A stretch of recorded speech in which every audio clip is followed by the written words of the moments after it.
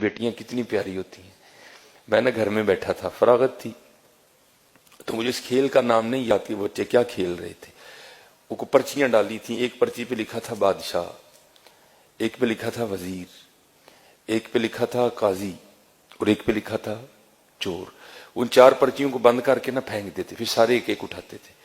اب جس کے حصے میں بادشاہ کی پرچی آئی وہ بادشاہ بن گیا, جس کے حصے میں قاضی کی آئی وہ قاضی بن گیا, جس کے حصے میں وزیر کی آئی وہ وزیر, اور ایک کے حصے میں آنی ہے چور کی. تو پھر جس کے حصے میں چور کی پرچی آنی ہے اس کے لیے پھر بڑے سخت معاملات ہیں. بادشاہ سلامت اس کو جو چاہے حکم دے.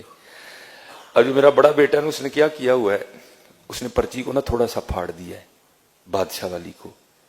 تو بیٹیوں کو نہیں پتا چل رہا کہ بڑا بھائی ہمارے ساتھ کیا کر رہا ہے, تو وہ بار بار بادشاہ بن رہا ہے. وہ بیچاری کبھی کوئی چور بن رہی ہے, کبھی وہ کسی کو کہہ رہا ہے میری جوتی پالش کرو, کسی کو کہہ رہا ہے. میں بیٹھا دیکھ رہا ہوں سارا. میں نے کہا یار ایک ہی کرنا ہے. میں نے کہا جی مجھے بھی کھلاؤ.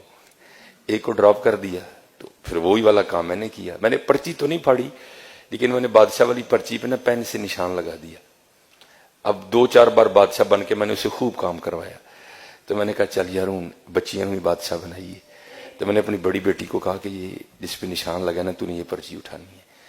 اب بادشاہ والی اس نے اٹھا لی, تو میرے حصے میں آ گئی چور والی پرچی. اب سب نے بتانا تھا کہ کیا پرچی آئی ہے, تو سب نے بتایا. تو اینڈ پہ نا مجھے سارے کہتے ہیں جی بابا آپ کیا بنے ہیں.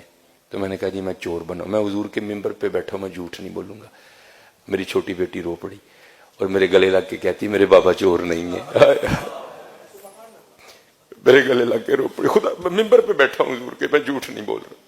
حالانکہ میں ایسی باتیں نہیں سناتا, یہ آپ کی دلجوئی کے لیے سنا رہا ہوں کہ بیٹیوں کے لیے کبھی ایسا فکرہ نہیں بولنا. یہ رحمت ہوتی ہے. میں ممبر پہ بیٹھا کہہ رہا ہوں, میرا اللہ گواہ ہے اس بات کا. ہاں میں ایسی باتیں نہیں سناتا. وہ میرے ساتھ لگ کے نہ رو پڑی, حقیقتاً رو پڑی, اور کہتی میرے بابا چور نہیں ہے. یہ رحمت ہے. بیٹیوں سے محبت کرو.